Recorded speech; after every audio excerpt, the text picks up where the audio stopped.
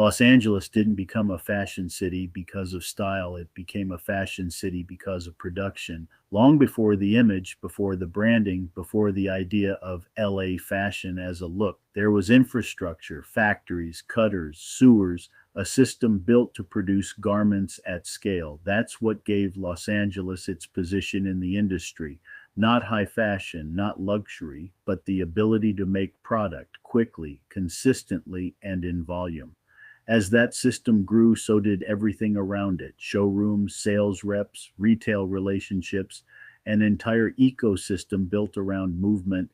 Over time, the image developed: casual wear, denim, sportswear, a relaxed identity that reflected the city itself. But underneath that identity, the foundation stayed the same: production first.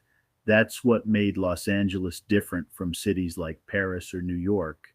It wasn't built on heritage or runway, it was built on manufacturing. And even now, as the industry shifts, that foundation still defines how Los Angeles operates, because in LA fashion, what you can produce still determines how you move.